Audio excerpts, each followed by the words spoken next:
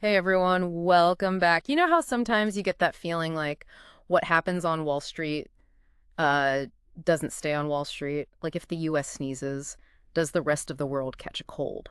Mm-hmm.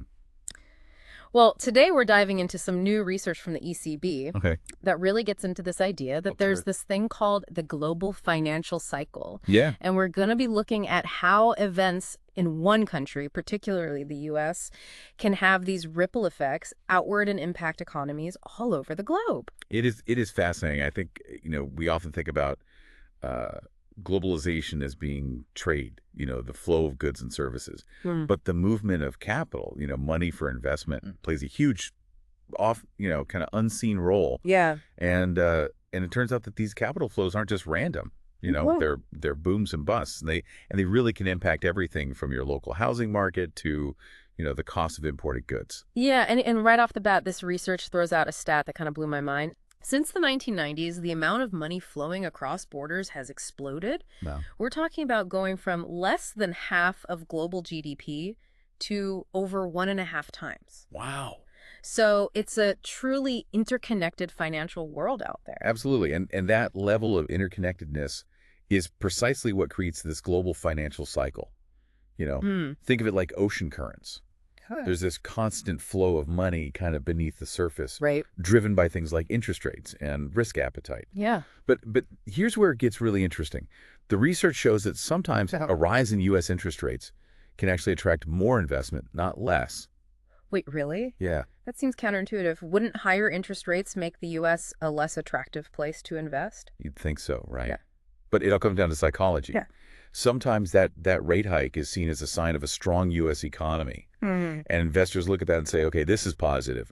Let's put our money there. We want to Okay. ride that wave. Oh, that's So, it's a reminder that this isn't just about, the numbers. It's about, decoding investor sentiment and understanding how they react to these signals. So there's more to it than just the raw numbers. It's almost like trying to read the mood of a giant global stock market beast. That's a great way to put it. But how does this co-movement thing work? The paper mentions that capital flows and asset prices tend to move in sync even across different countries. Right. It's like a flock of birds all changing direction at once. Yeah. You know, Yeah. even if economies aren't directly linked, their financial markets often move together. Take the period leading up to the 2008 financial crisis. Okay. The research actually shows that this synchronization was even stronger than suggesting that global factors were playing a really significant role. That makes you wonder if it was part of what made things so fragile. It does. It's a question economists are still debating. Yeah. But what we do know is that there are two main drivers Okay. behind this global financial cycle. Okay. One is U.S. monetary policy, and the other is global risk aversion. Okay, so let's break this down first step. U.S. monetary policy. You mentioned earlier that sometimes a rate hike in the U.S. can actually attract investment. Yeah. But how does that work on a larger scale? Well, the U.S. Federal Reserve, their central bank, Right. holds a lot of sway over the global financial system. Right. When they adjust interest rates, it sends ripples throughout the world. Hmm. If they lower rates, borrowing becomes cheaper. Makes sense. And investors often look for higher returns elsewhere, including in emerging markets. Oh, okay. Think about it this way. A rate cut in Washington could lead to a surge of investments in, say, renewable energy projects in Indonesia Hmm. or tech startups in Brazil. So what happens in the U.S. doesn't stay in the U.S., Exactly. especially when it comes to interest rates. Especially when it comes to interest rates. Okay, so how about this global risk aversion thing? What does that even mean for someone like me who's not like a high roller investor type? It's all about, how much risk investors are willing to take on. When global risks are high, maybe because of geopolitical turmoil or, a looming recession, Yeah. investors get skittish. They pull their money out of riskier assets and they flock to safer bets like U.S. Treasury bonds. It's the classic flight to safety. Exactly. Okay, so if everyone's freaking out and selling their stocks, that's a sign of high global risk aversion. Pretty much, yeah. And that can have a ripple effect too. A sudden shift in that global risk appetite can make it harder for businesses to get loans Oh, wow. or for countries to finance their debt. It really paints this picture of a financial system that's all interconnected like a giant spider web. Yeah, it is. Speaking of interconnectedness, how does this global financial cycle transmit its effects across the world?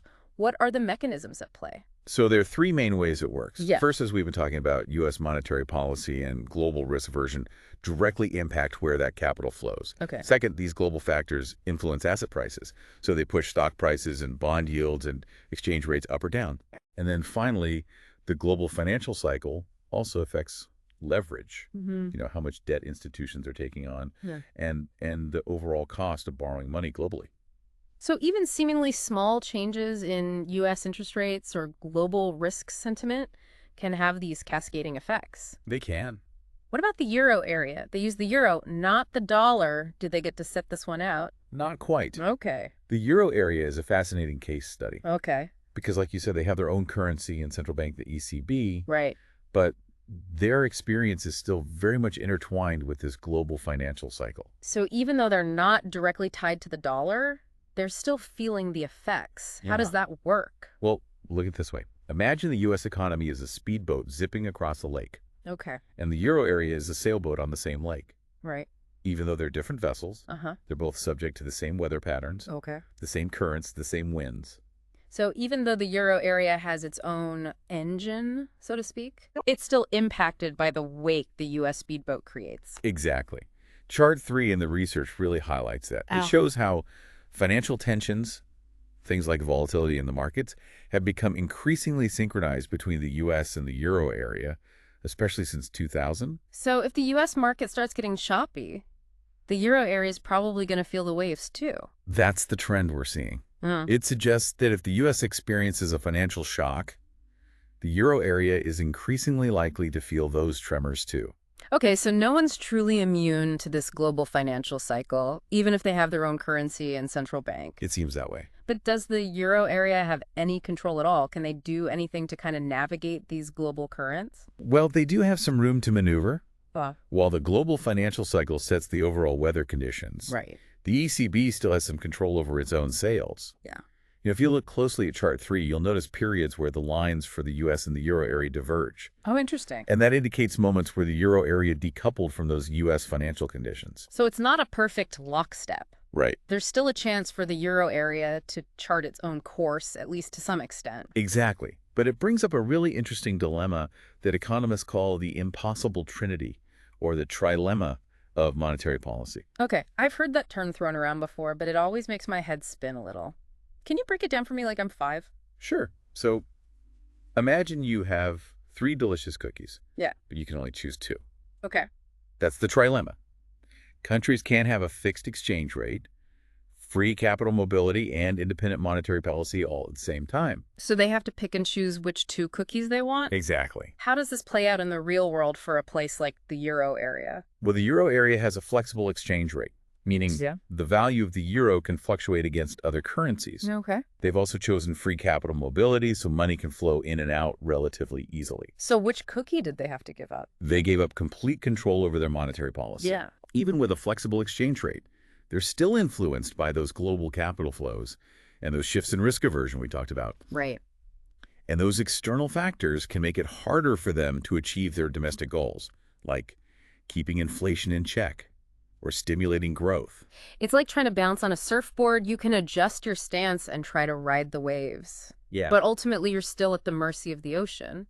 But isn't there another layer to this whole thing? What about the fact that so much of global finance revolves around the U.S. dollar? You're absolutely right. The U.S. dollar is like the king of the global financial jungle.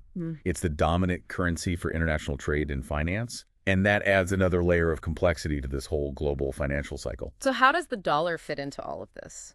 Does a strong dollar mean more investment flowing into the U.S., kind of like a magnet? You would think so, right? Yeah. But Chart 2 actually shows that it's not always that simple. Yeah. Sometimes a stronger dollar does attract capital, especially during those periods of high global risk aversion when investors are just looking for safety. But there are also times when a stronger dollar can actually hinder investment flows. Wait, so a strong dollar can sometimes work against the U.S.? That's not what you'd expect. It's not. But it highlights how dynamic and often unpredictable this global financial cycle can be. It's not a simple equation where a strong dollar always equals more investment. Right. There are other factors at play, like interest rate differentials and investor expectations, and even the economic policies of other countries. So it's not just about the dollar strength, but also about how that strength is perceived and interpreted by investors around the world. Exactly. This all makes the global financial system seem like a pretty wild ride. It certainly is, but it's a ride we're all on, whether we realize it or not. And understanding the forces at play can help us make sense of seemingly random economic events and make more informed decisions, Right. both personally and professionally. Okay, so we've talked about the US and the euro area, but what about the rest of the world? Does this global financial cycle impact everyone equally, or are there some countries that feel it more intensely than others? That's a great question. The research suggests that countries that have really open capital accounts, meaning they allow money to flow pretty freely across their borders, Okay. those tend to be more susceptible to the ups and downs of this global financial cycle. So if a country has really strict controls on capital flows, they might be more insulated. To a certain extent, yes. But even those countries aren't completely immune. Right. The global financial cycle can still influence their economies through things like trade and exchange rates and global commodity prices. So it's like trying to build a wall against the tide. You might be able to hold it back for a while, but Yeah. but the ocean always finds a way in. It does. Speaking of tides, the paper mentions something called global risk factors. Are those like the big waves that can really shake things up? You can think of it that way. Yeah. Yeah. Global risk factors are those events or trends that can trigger these shifts in investor sentiment and cause those huge waves of capital to flow in or out of countries. Can you give us some examples of what those might look like? Sure, think about the COVID-19 pandemic. Oh, yeah. That was a massive global risk factor Huge. that triggered a flight to safety and caused huge disruptions in capital flows all around the world. Other examples could include, unexpected political events like a major election result or even natural disasters that disrupt global supply chains. So anything that kind of spooks investors on a global scale Yeah, can be considered a global risk factor. pretty much. And those risk factors are really what drive those flight to safety moments we talked about earlier. Right, right. When investors perceive higher risk, they tend to pull their money out of riskier assets and seek the relative safety of things like U.S. Treasury bonds or gold. Exactly. It's a natural human reaction to uncertainty. This all paints a pretty complex picture. It's like this global financial cycle is a giant engine with all these moving parts, and we're just trying to figure out how it all works. It is complex. But let's bring it back to the euro area for a moment. We talked about how financial tensions between the U.S. and the euro area are becoming increasingly synchronized. What does that actually mean for the ECB, the euro area's central bank? How do they navigate this global financial maze? It puts them in a tricky position. On the one hand, they need to consider that global financial cycle and how events in the U.S. might impact the euro area. They can't just pretend they're operating in a vacuum. So they have to keep an eye on the U.S. speedboat, even though they're steering their own sailboat. Exactly. But at the same time, they also need to tailor their policies to the specific needs of the euro area economy, which might sometimes be at odds with what's happening globally.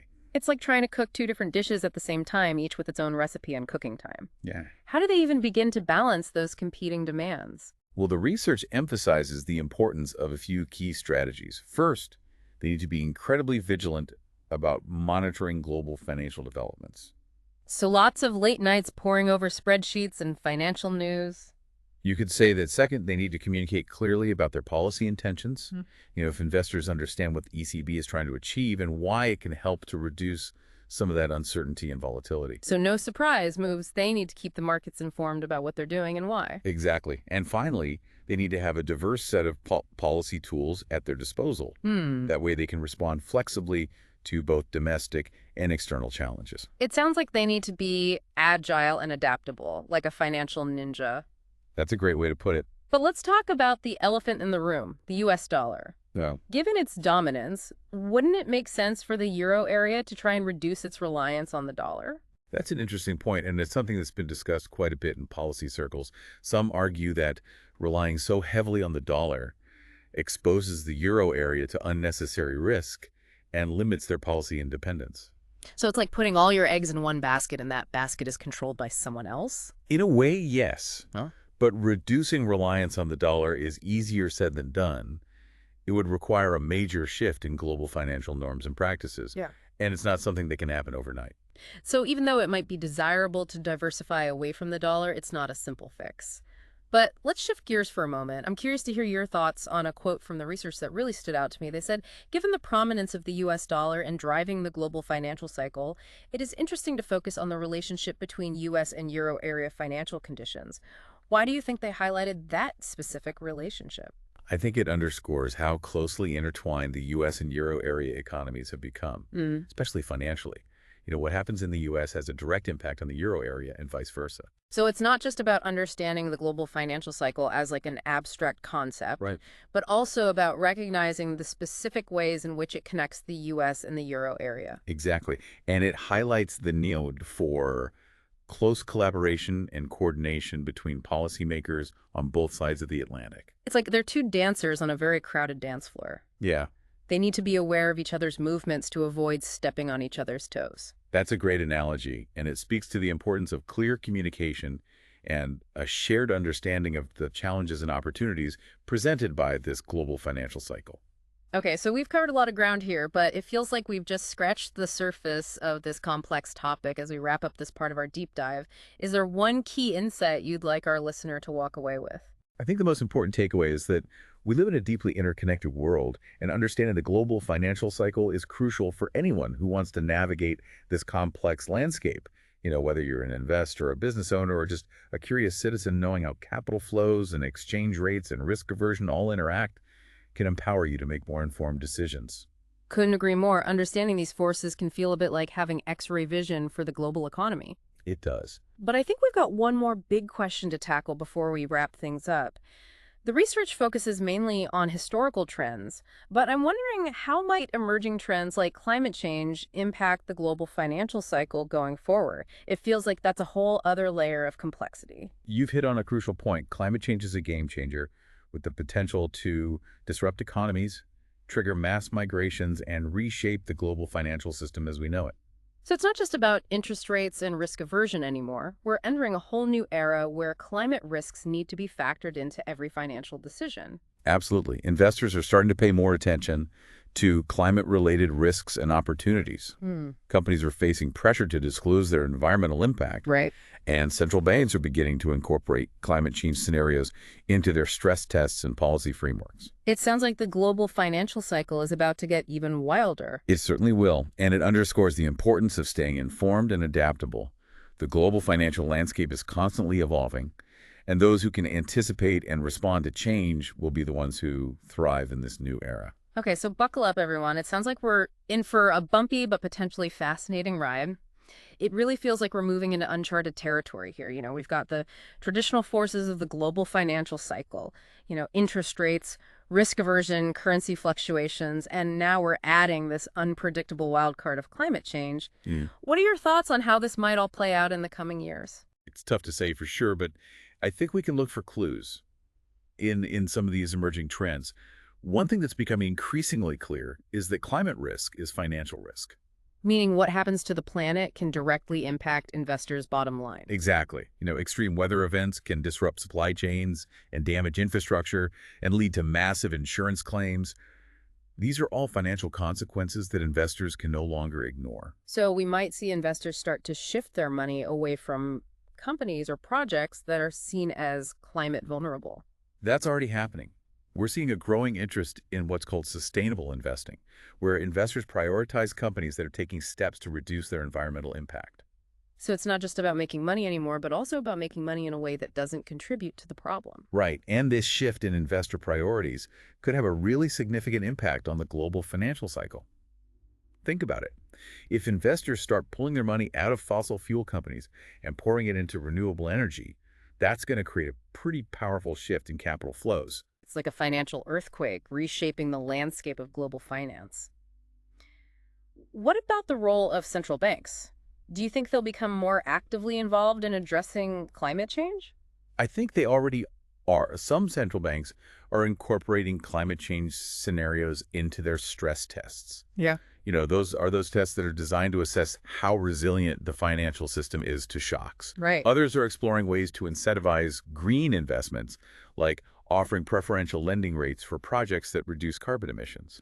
So central banks are moving beyond their traditional focus on inflation and unemployment and starting to think about climate change as part of their mandate. That's a pretty significant shift. It is, and it highlights this growing recognition that climate change poses what we call systemic risks to the global financial system. Systemic risks meaning it's not just an environmental problem, but a potential threat to the stability of the entire financial system. That's right. And that's why central banks are starting to pay attention.